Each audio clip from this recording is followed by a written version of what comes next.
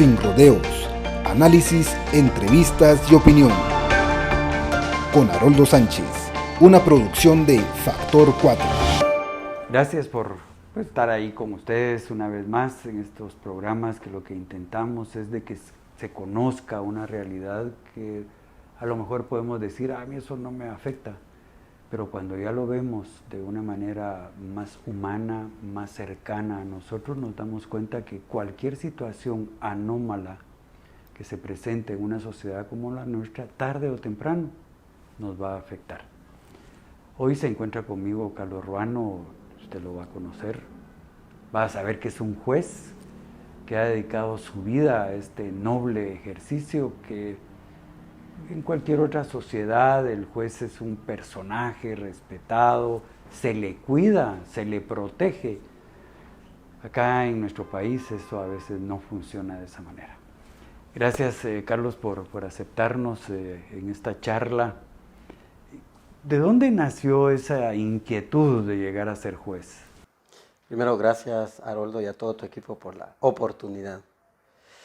Primero, la inquietud fue de llegar a ser abogado, de esos abogados que salen en la televisión y que ganan los casos, de series ahora de Netflix.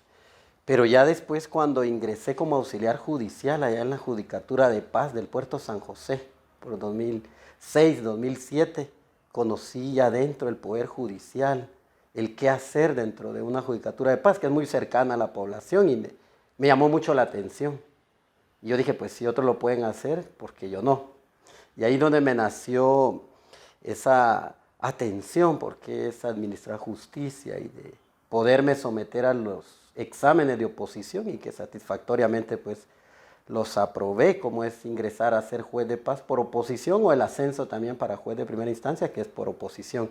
Ya hablar de magistratura ya es otro nivel, ya de comisión de postulación y todo, pero realmente tener en las manos la decisión de un conflicto, decidir quién tiene la razón, es una gran responsabilidad y bueno, y con esa misión y con esa vocación he asumido todo mi trabajo desde cuando juré administrar justicia pronta y cumplida.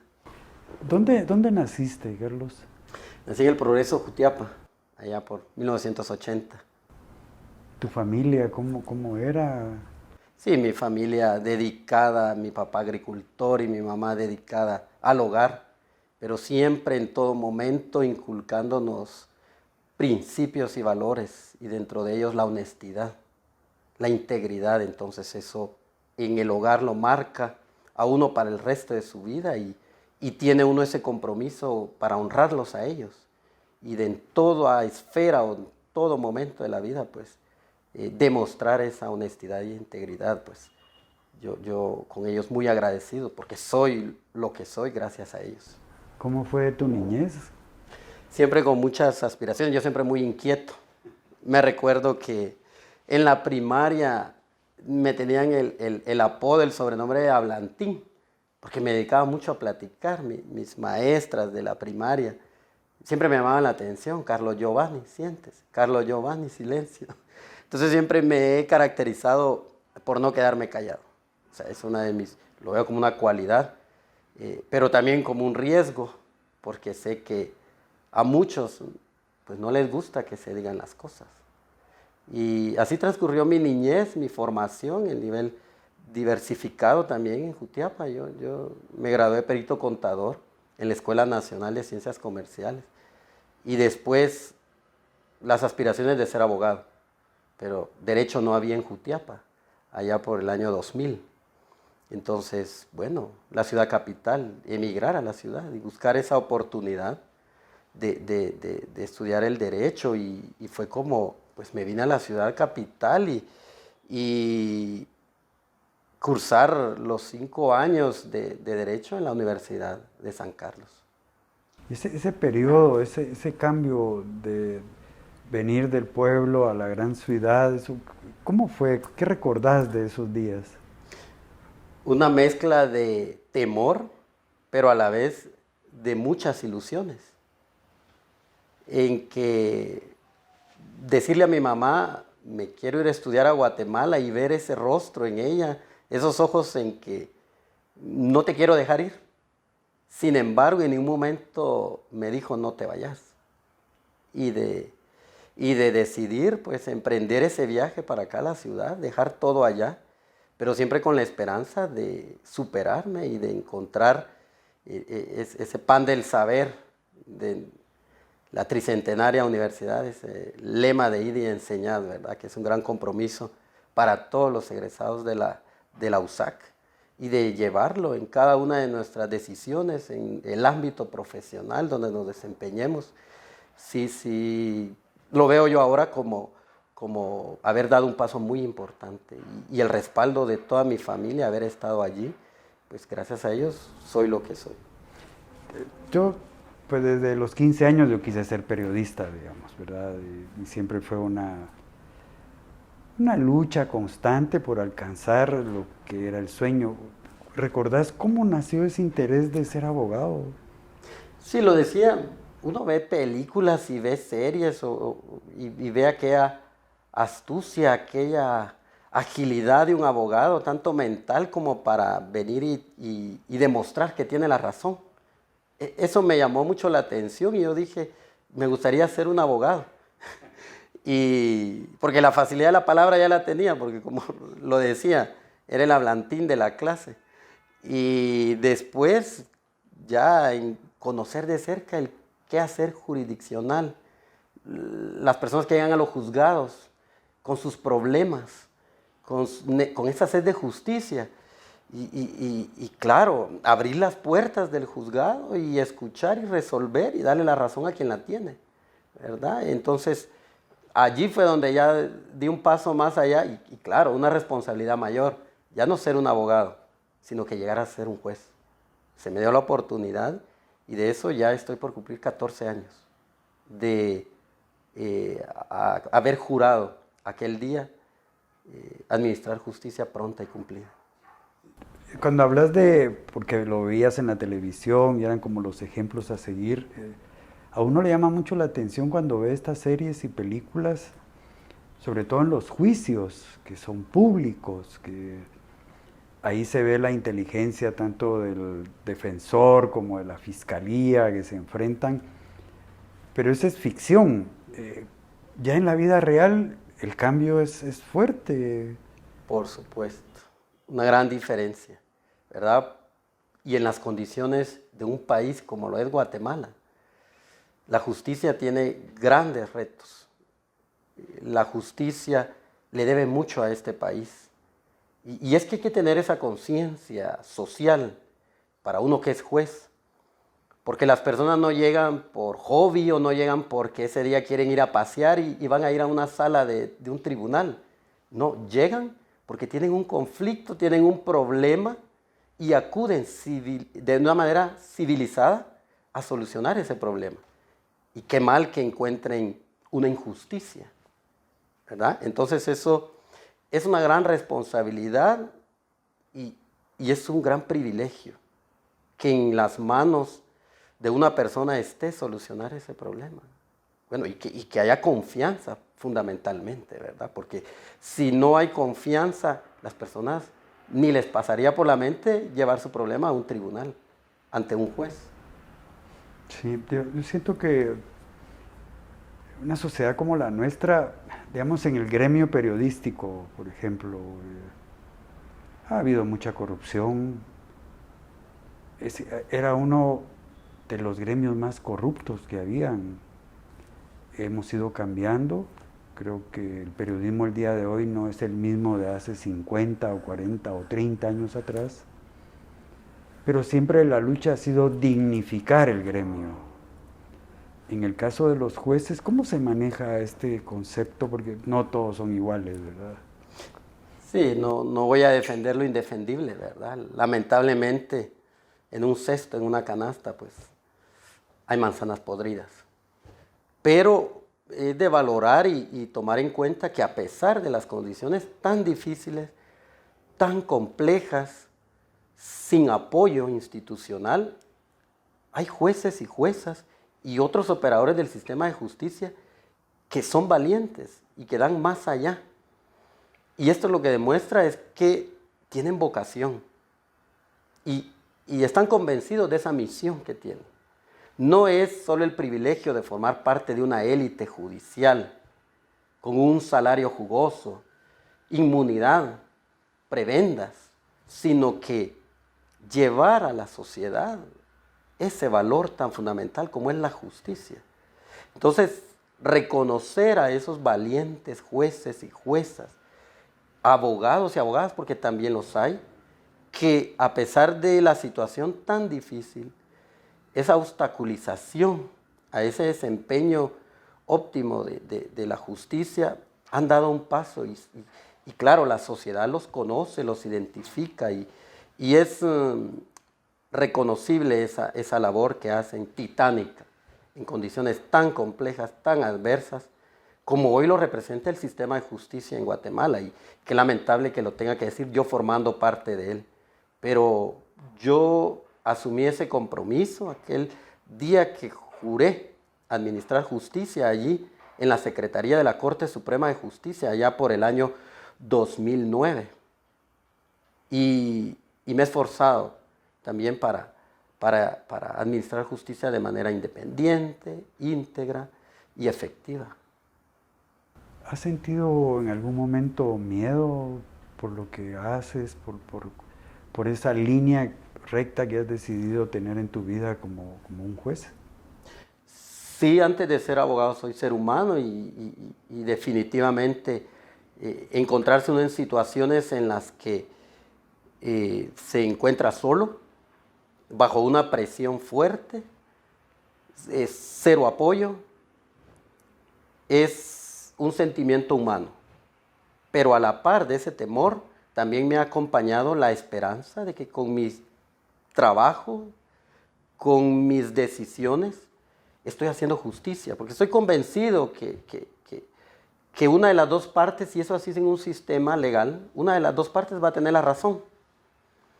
La tarea o la responsabilidad de uno está en que con la decisión que uno tome, convenza a las partes, a la sociedad fundamentalmente. Entonces, claro, hay situaciones muy difíciles, complejas, muy riesgosas en tomar una decisión, pero si estamos convencidos como jueces o juezas que tenemos esa misión y esa responsabilidad, ese temor va a desaparecer, porque llega la satisfacción del deber cumplido. Hablabas de sentirte solo, de que no hay apoyos. Un gran número de la sociedad guatemalteca te apoya. Lamentablemente este apoyo a veces no es tan tangible, que lo puedas ver o experimentar.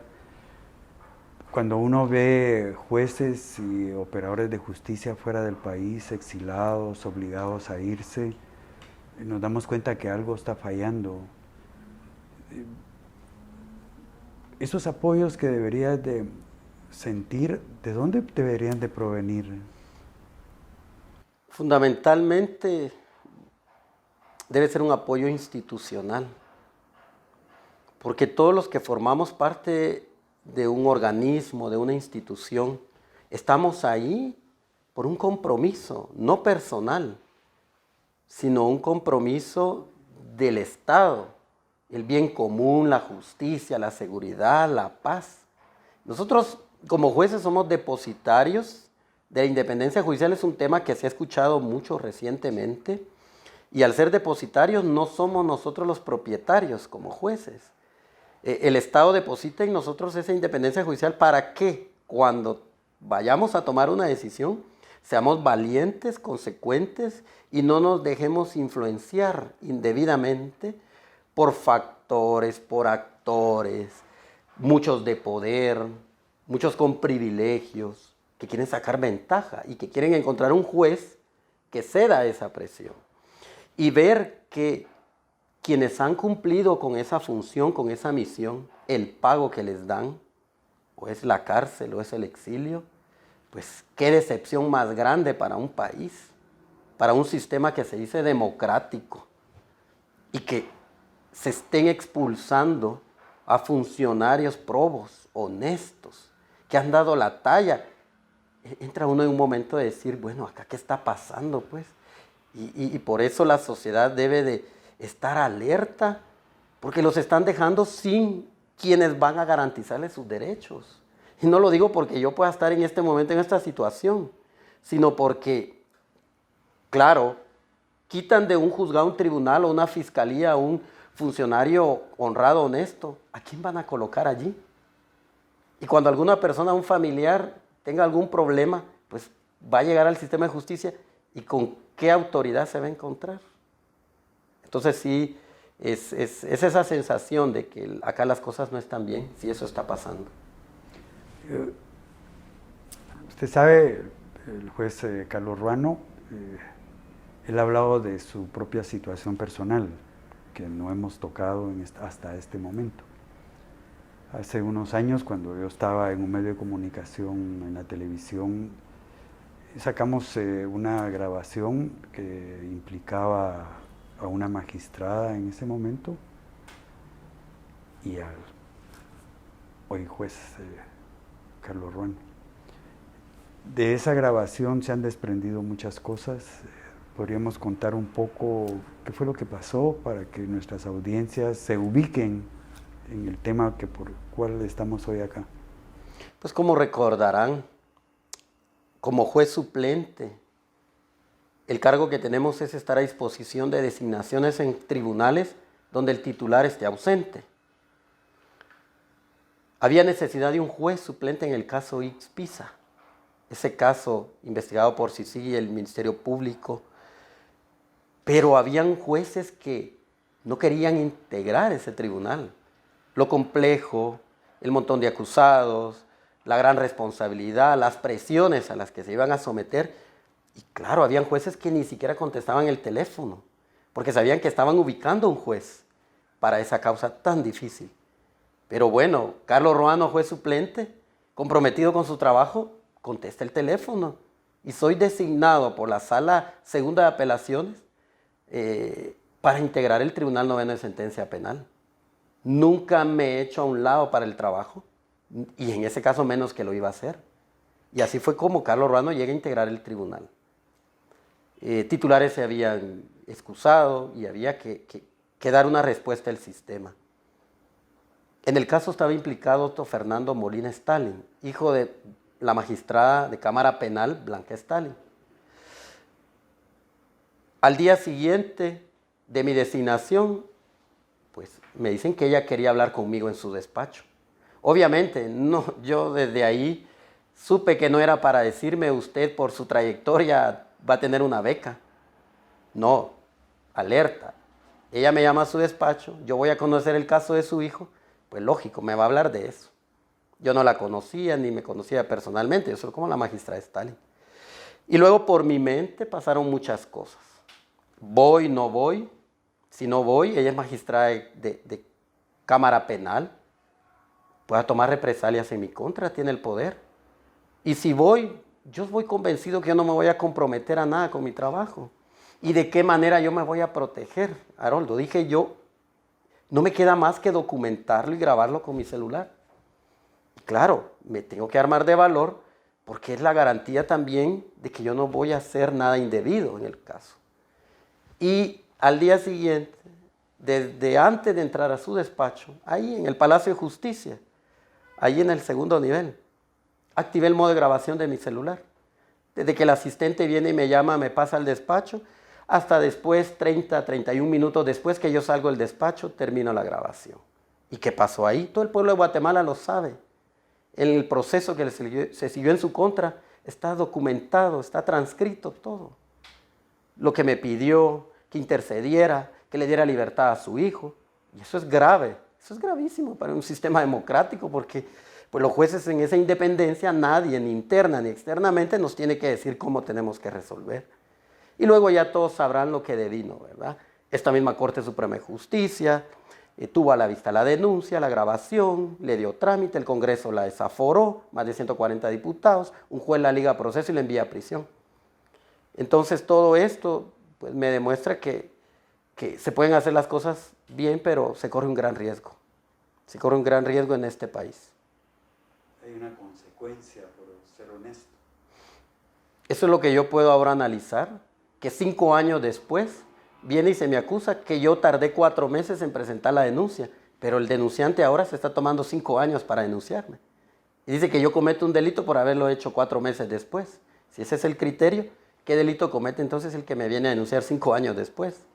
Es el riesgo de venir y ante una denuncia espuria, infundada, notoriamente falsa e improcedente. El 8 de febrero de este año, la Corte Suprema de Justicia decide darle trámite.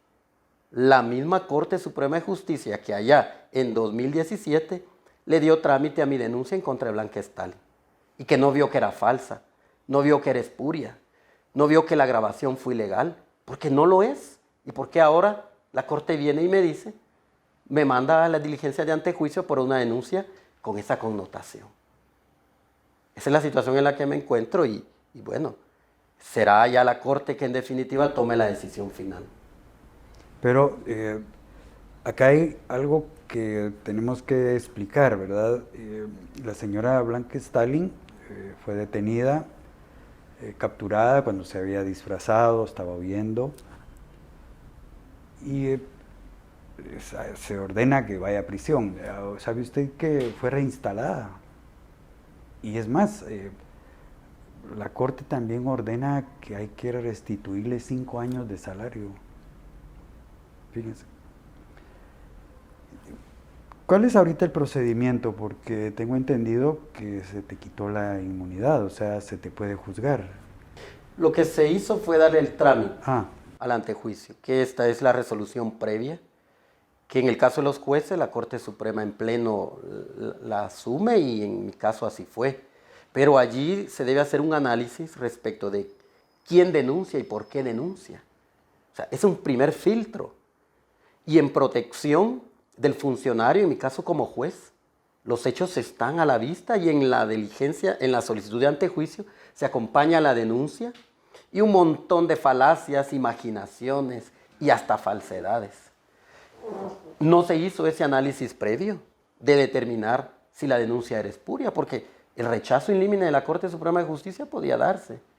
La misma denuncia que analizó en 2017, la misma denuncia que ahora me vienen presentando, allá como denunciante y acá como denunciado. La misma grabación iba allá, la misma grabación, se hace referencia y se indica que es ilegal ahora acá.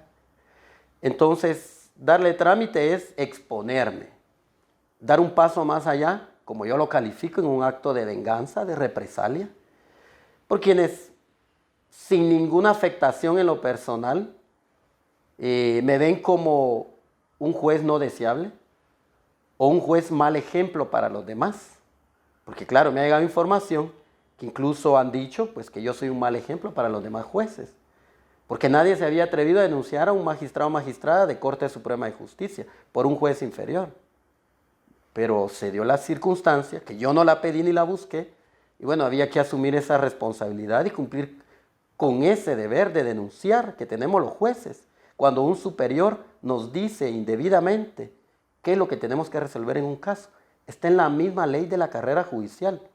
Esa misma ley que la Corte Suprema de Justicia, como lo dice Saroldo, le aplicó a ella para reinstalarla en su cargo.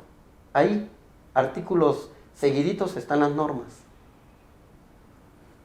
Pero digamos, lo que estamos hablando es grave, es muy grave porque los jueces están ahí para impartir justicia. El ciudadano guatemalteco debe de confiar en la aplicación de la ley pronta y cumplida y de manera independiente, digamos, ¿verdad? Pero la justicia es para todos. Si un juez la viola, si un magistrado viola esa ley, él no está exento. Y acá lo que estamos viendo es un retroceso. Que mencionar, digamos, que eso es mal ejemplo, cuando es al contrario. Esto es el buen ejemplo que aquellos estudiantes de leyes que están estudiando Derecho, que están en este momento en las aulas o que están pensando, como fue en tu momento, soñando un día llegar a ser abogados, en todas estas experiencias que se pueden tener en la profesión y llegar a ser un juez, hay que actuar de manera correcta. O sea, me imagino que has de pasar muchos momentos muy complicados a lo interno, porque amás tu profesión, amás lo que decidiste ser y hacer por este país. Pero, ¿cuál es el camino entonces? ¿Tener que irse de Guatemala? ¿Cuál es el camino que le queda a los hombres y mujeres honestos? ¿Has pensado en algún momento a dónde están arrollando a Guatemala? Sí, de solo pensarlo, sí, es muy lamentable porque sí, a quien ha cumplido con su deber, si ha ejercido su función y a la vista de todo el pueblo, porque no se ha hecho nada oculto, se tienen estas represalias o esta sed de venganza. Si uno que ha estado preparado y que se ha esforzado, le sucede esto, ¿en qué situación queda aquella persona que no es un profesional? Es un campesino, es una persona de a pie, por denominarle de esa manera. Qué vulnerables se quedan las mujeres víctimas de violencia si no van a haber tribunales, probos, independientes. ¿Cómo queda la inversión pública, privada? Todos esos factores también que dentro de una sociedad son necesarios, indispensables. No hay certeza jurídica, no hay legalidad, no hay cumplimiento de la ley. ¿A dónde vamos a parar, como se dice en una canción? Y es lamentable porque entonces, ¿qué tipo de jueces son los que quieren? ¿Aquel juez dócil? ¿Aquel juez que agache la cabeza y ceda a la presión? ¿Al tráfico de influencias? Que le diga sí a todo, que no respete esa investidura, esa toga que un día nos pusimos y que debemos de tener con altura, con solvencia. ¿Qué clase de sistema de justicia es el que quieren? Si a quienes asumimos un deber y nos esforzamos por cumplirlo, nos ahorían o incluso hasta nos sacan del país. ¿Ustedes tienen algún tipo de juramento? Porque a veces, digamos, a los periodistas no lo tenemos, digamos, no hay un juramento de compromiso con, en este caso, con el periodismo o con la sociedad o con mis lectores o los televidentes. O sea, no existe eso, ni siquiera hay códigos de ética. Los medios ni lo tienen. En el caso de ustedes, ¿cómo funciona eso? O sea, ¿qué compromiso adquieren? Sí, hacemos un juramento. Allá el 12 de octubre de 2009, yo presté juramento en la Secretaría de la Corte Suprema de Justicia. Lo tengo muy, muy claro, porque al día siguiente yo tomé posesión como juez de paz en el municipio de Santiago Chimaltenango, allá en Huehuetenango, allá cerca de la Mesía. Hasta allá me mandaron. Y como a los 3 años me lograron trasladar, me dieron el traslado. Pero me recuerdo perfectamente del juramento en el que se nos pregunta si nosotros juramos administrar justicia independiente, pronta y cumplida. Claro, con la Constitución, porque somos un poder del Estado y tenemos esa responsabilidad de llevar la justicia a la sociedad. Ahora lo hacen en la sala de vistas, toda la promoción de formación inicial de la Escuela de Estudios Judiciales frente a la Corte Suprema de Justicia. Y todos los jueces juran administrar justicia de manera independiente, proba, íntegra, etcétera, etcétera, etcétera. ¿Verdad? Entonces, es ese compromiso primero ético, personal, luego hasta legal, por supuesto, porque si se nos llega a demostrar en el desarrollo de nuestras funciones que cometemos faltas a la disciplina, somos sancionados por la Junta de Disciplina Judicial. O si dentro de ello tenemos una responsabilidad civil, también se nos puede condenar, o en lo penal. Es que el juez que está haciendo bien las cosas ni se preocupa que lo estén denunciando y fiscalizando, porque debe tener la seguridad que ha hecho bien su trabajo y que todo eso va a ser desechado. Pero cuando se ha hecho lo correcto y vienen denuncias espurias en sed de venganza y lo que se hace es darle trámite, ojo, aquí vienen en contra mía sin ningún fundamento. Y claro, normas éticas tenemos las normas éticas de comportamiento dentro del organismo judicial. Allí claro está, los jueces tenemos el derecho de denunciar cuando se atente contra esa independencia. aprobadas por la misma Corte Suprema de Justicia y de cumplimiento para todos los que elaboramos en el organismo judicial. Lo mismo ley de carrera judicial, propiamente de los jueces y magistrados. Tenemos el deber, artículo 28 literal H, hasta de memoria me lo sé, de denunciar cuando se atente, se perturbe la independencia del juez. Es un deber. Por el cumplimiento de un deber va a haber una represalia, una sanción o delitos. No, hombre, ¿en qué sistema estamos entonces? Pero sí hay normas y debemos de esforzarnos de actuar correctamente, éticamente, ser transparentes. Y eso nos da la seguridad y la garantía de que denuncias van a venir, pero van a ser desechadas. Yo, por ejemplo, disciplinariamente he sido en mis ya 14 años denunciado 2 veces disciplinariamente. En las 2 yo me he ido a defender, no he sido sancionado. No tengo ninguna sanción del régimen disciplinario. Era una por represalia y así mismo pues, no procedió. Y en otra, el supervisor de tribunales que me estaba investigando, pues ahí mismo lo denuncié porque se había extralimitado y por supuesto emprendieron un procedimiento en contra de él, porque él también está sujeto a controles. Son las 2 experiencias que he tenido. Ahora en antejuicio, este sería el tercero que me han planteado dentro de mi carrera y es el primero que le están dando trámite. ¿Y por qué? Es porque yo denuncié a la magistrada Blanca Stalin, punto. Es por eso. Sí, yo quiero resaltar algo.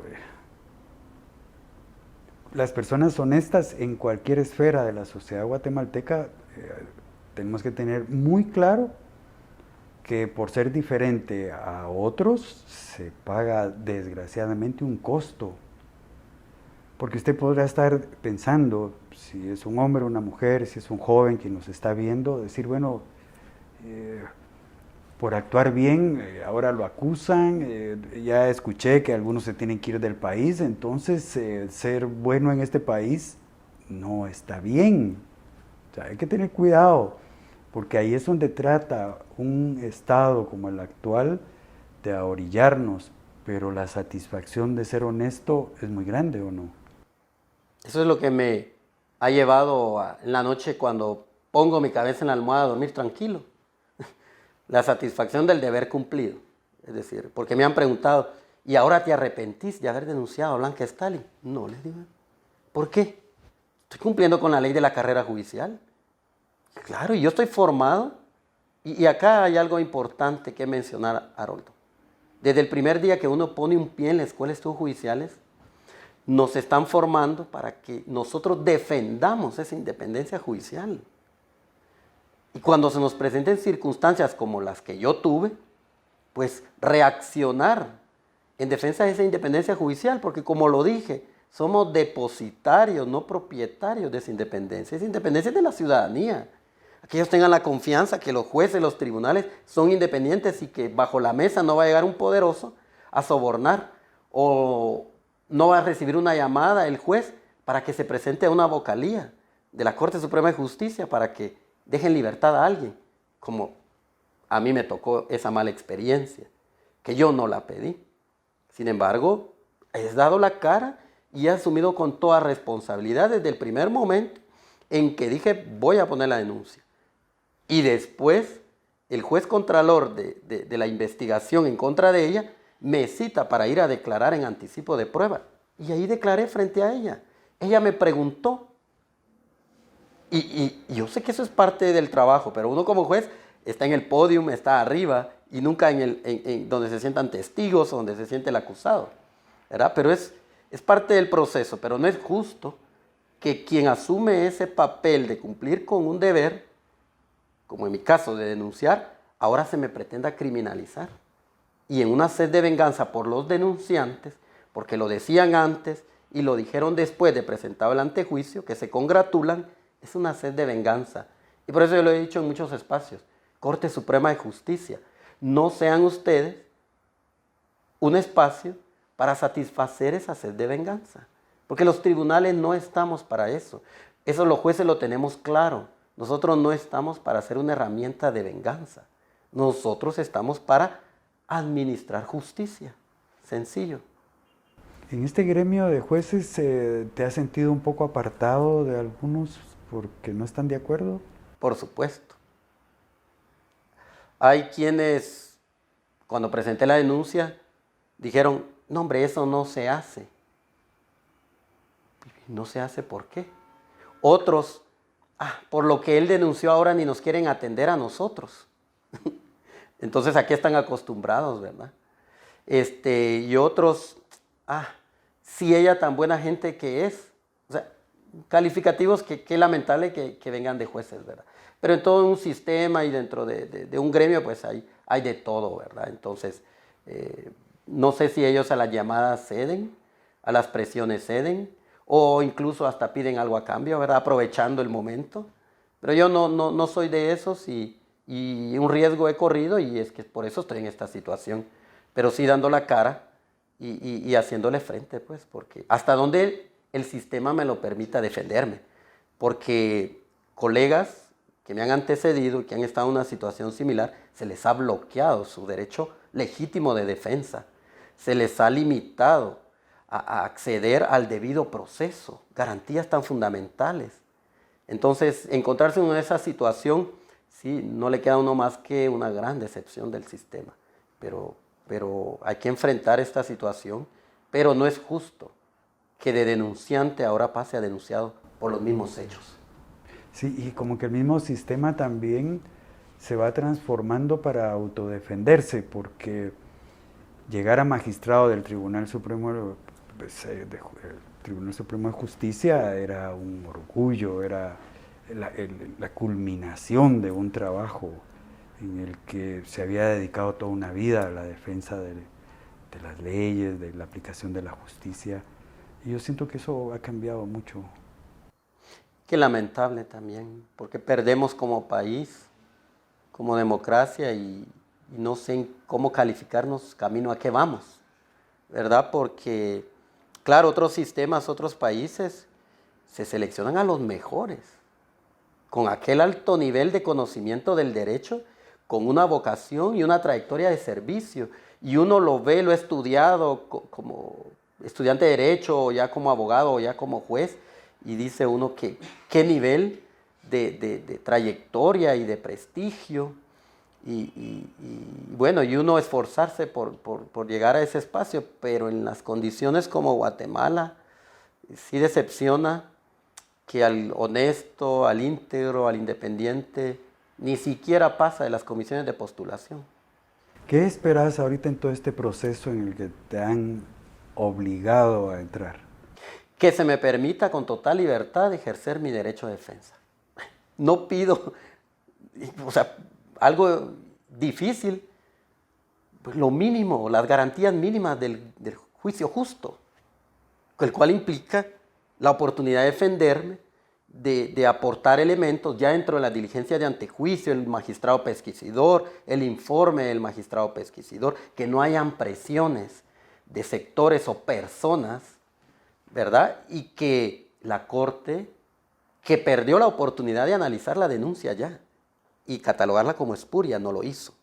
Pero ante la Corte se va a rendir el informe del pesquisidor y que no se preste a un acto de venganza. No se preste a una represalia en mi contra. Que está bien, no me premió, que no me dio este otro, no lo buscaba yo porque no busqué esas situaciones, pero que tampoco me afecte en mi condición de juez o me criminalice, porque si la Corte me quita la inmunidad, ya me despoja de esa protección y claro, los denunciantes con esa sed de venganza voraces van a proceder en contra mía y la Corte es la que va a firmar esa resolución, que asuman entonces la responsabilidad, pero yo soy honesto y se los digo, y soy franco, no se presten a un acto de venganza. Una pregunta que me surge en este momento es, todas aquellas resoluciones que has tomado hacia atrás, ¿se ven afectados por este caso actual si llegaras a ser acusado o condenado, más bien acusado de ser culpable de lo que ellos pretenden? No, de ninguna manera. Es decir, las resoluciones se han emitido dentro de los procesos y algunas han sido apeladas, la segunda instancia las confirma y no se ve de ninguna manera afectado el trabajo. Lo preguntaba por mi ignorancia, pues por ver muchas series y películas en las que cuando un juez es señalado, se habla de que entonces todo lo que ha hecho puede ser sujeto a que se pierda condenas. No tendría ese impacto, esa consecuencia de afectar todo el trabajo, las decisiones que yo he asumido, ¿verdad? Como muchas de ellas, como ya lo indico, pues dentro de las impugnaciones o las apelaciones han sido elevadas a la sala de apelaciones, muchas confirmadas, pues lo tengo que decir, ¿verdad? En el 6 años que tengo de estar en el Tribunal Noveno, pues solo han habido 2 sentencias que han sido anuladas por la Sala Segunda de Apelaciones y que incluso están ya en Cámara Penal en casación. Llevan su tiempo y un análisis profundo, y la mayoría de las otras pues han sido confirmadas. Ahí está mi trabajo, mi trayectoria, y mis evaluaciones del desempeño, y eso no se verá afectado de ninguna manera. ¿Qué le podrías decir a jóvenes, hombres y mujeres que están estudiando y a aquellos que están pensando algún día estudiar esta carrera? Que estudien mucho. Tomaron la decisión de estudiar Derecho en Guatemala. Van a llevar sobre sus hombros una gran responsabilidad. Porque lamentablemente en estas circunstancias se están desviando las funciones principales de las instituciones y están quedando en deuda con la sociedad. Y esos abogados, y que muchos de ellos traen ya la aspiración de ser jueces, que desde este momento piensen que lo que van a hacer dentro del sistema de justicia debe ser por vocación, no con enriquecerse, porque la justicia es ese valor tan necesario entre una sociedad para que tengamos paz, y pues ahí no debe haber un enriquecimiento indebido, porque entonces no se tiene vocación. Entonces, claro, el organismo judicial les abre las puertas, las instituciones del sistema de justicia les abren las puertas, pero para ser diferentes, no para ser más de esos malos elementos, o en el caso de jueces o juezas, que al manchar la toga no se convierten en 2 veces criminales. Si están dispuestos a ser honrados, íntegros o independientes en el caso de los jueces, pues bienvenidos al sistema. Nosotros con el tiempo vamos para afuera, vamos dejando esos espacios, y qué mejor que los que vengan con esa visión, con esa misión a ocupar nuestros espacios. El pueblo tiene sed de justicia, no sed de venganza. ¿Qué diferencia hay entre ser juez en la capital y en el interior? Pienso que únicamente son las mismas leyes, pero en los pueblos los conflictos o los problemas no pueden equipararse a los de la magnitud de la capital. Por ejemplo, los grandes casos de corrupción, pues, son de conocimiento acá en la capital. No que no los hayan en el interior, pero solo para marcar una diferencia, ¿verdad? También uno está más expuesto porque es menor población y está uno más expuesto a la vista de todas las partes, abogados, la ciudadanía. Y consideraría que esas son las diferencias. Yo tuve la oportunidad de ser juez de paz en el interior, ya juez de instancia, ya suplente y titular acá en la ciudad capital. Pero la experiencia muy gratificante es la de ser juez de paz. Confía a la población en que ahí hay un juzgado, y un conflicto, por muy mínimo o pequeño que sea, van, tocan la puerta, llegan. Y satisfactorio es cuando se les da la solución y se van satisfechos. Problemas de alimentos de hijos, de linderos, los animalitos se pasaron al terreno vecino, me dañaron mi siembra, pero para ellos puede ser un gran conflicto. Y encontrar a una persona que se lo va a solucionar, eso es gratificante, y la judicatura de paz es muy, muy, muy noble, esa es la experiencia que tengo, en comparar el interior con la ciudad capital.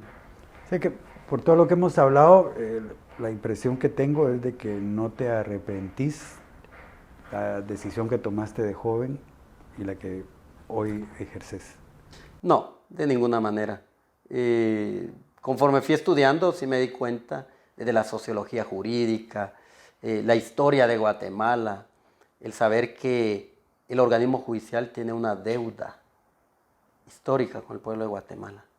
Todo un conflicto armado de violaciones de múltiples de derechos, y dentro de ellos la vida de muchas personas. y un poder judicial que dormido. Desde ahí viene un compromiso del Estado y ahí los jueces que vamos a administrar justicia debemos conocer ese pasado, esa realidad para venir y cambiarla y ver estos retrocesos en nuestro sistema democrático, ver cómo la justicia, en lugar de perseguir al que la debe, está persiguiendo al que investigó o al que juzgó y al que hizo su trabajo. Sí es lamentable, pero bueno, son las condiciones actuales y toca mucho que trabajar al Estado, a los actores, a los políticos, reformar el sistema de elección de cortes también. En eso se traen muchos temas pendientes a la mesa y ahí hay una gran responsabilidad institucional. ¿Hay algún momento en que ustedes hablan sobre por qué la Corte Suprema de Justicia, sus magistrados siguen ahí y no ha habido un cambio? Sí lo comentamos y lo decimos, algo nunca antes visto. Porque sí se atrasaba para la elección del presidente, ¿verdad? Pero eso están los mecanismos para que se elija el presidente, pero que una corte se prolongue más allá del plazo constitucional, sea la razón por la que digan o la que la traten de justificar, una sentencia que no se puede cumplir, que llevaba 2 años, dicen, pero si ya van 4 años de que debieron elegirla, entonces ya se hubieran electo. Entonces no hay ninguna justificación válida. Se limita esos contrapesos entre los poderes del Estado, porque la Constitución dice Corte Suprema 5 años, y más allá, entonces el diseño constitucional está en una condición muy, muy delicada. Y lo comentamos y lo decimos, ¿verdad? ¿Qué está pasando? ¿Qué otros factores o otros intereses están dentro de este tema que no permiten a que se cumpla con la Constitución o una sentencia de la Corte de Constitucionalidad? O sea, verlo de esa manera en el interior, entre jueces, y claro, lo comentamos y decimos, ¿qué está pasando entonces con el sistema? Todos hablamos de que las cosas pueden cambiar, ¿verdad? Que no podemos seguir no solo en la parte judicial, también lo vemos en el Tribunal Supremo Electoral, en el Congreso, en el Ejecutivo. Esperamos que las cosas cambien, ¿verdad? Porque lo merecemos como país. Yo te pediría primero agradecerte que hayas aceptado pues, esta plática. Gracias por la invitación. No, es un gusto. Y luego, si quisieras un mensaje final a nuestras audiencias, si algo que no pregunté y quisieras exteriorizarlo. Bueno, pues, muchas cosas que quisiera decir el tiempo. Por favor. Pero fundamentalmente que se le hace un grave daño a la independencia del juez. Y no porque a mí me quieran ver tras las rejas, sino porque se va a dar un mal mensaje a lo interno de jueces y juezas valientes, independientes, porque los hay. Pero al utilizarme como un ejemplo de que esto le pasa a un juez si denuncia a una magistrada o magistrado de Corte Suprema de Justicia, se le va a causar un grave daño a la carrera judicial, al propio organismo judicial, porque la independencia no es de los magistrados ni de los jueces, es de la institución, y la institución perdura.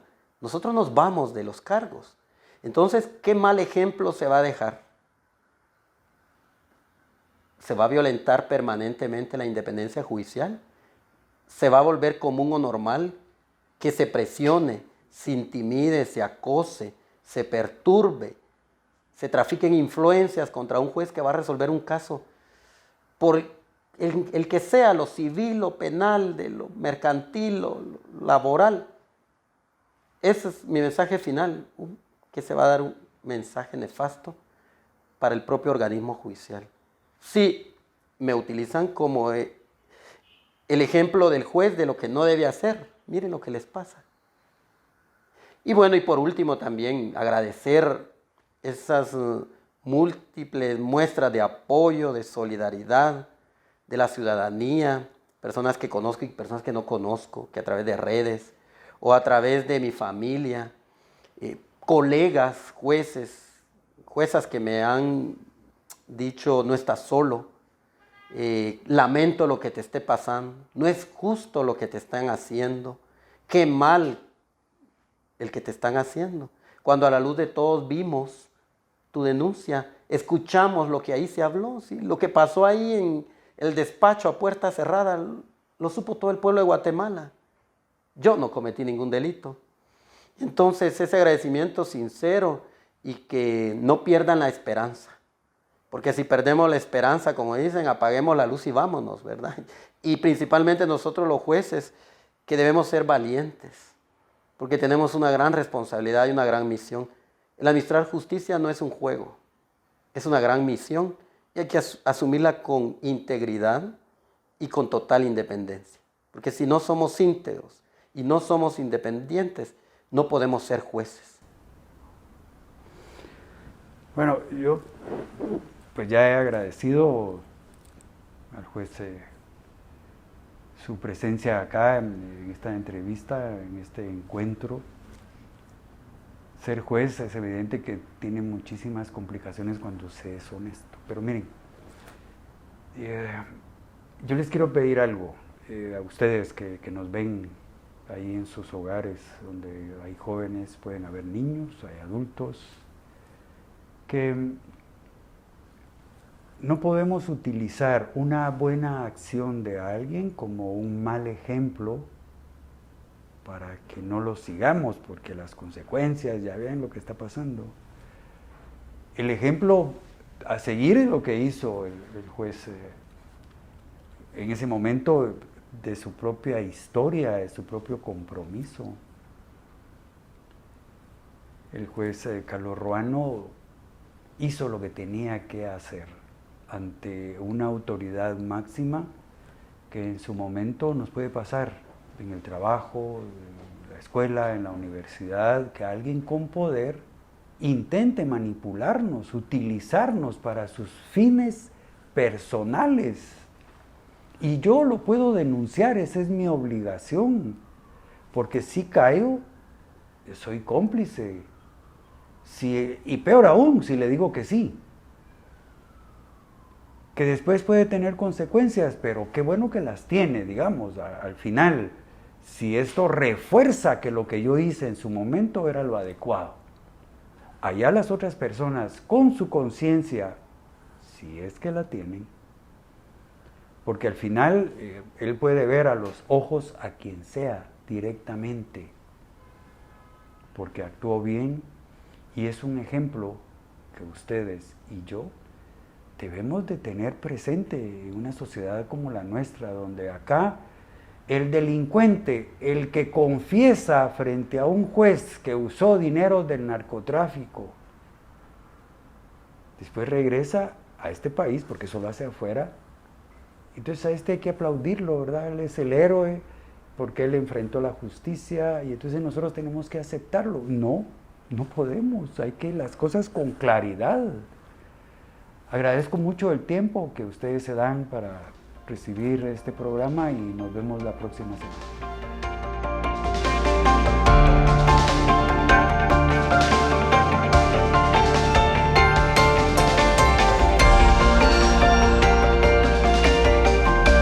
Sin rodeos, análisis, entrevistas y opinión. Con Haroldo Sánchez, una producción de Factor 4.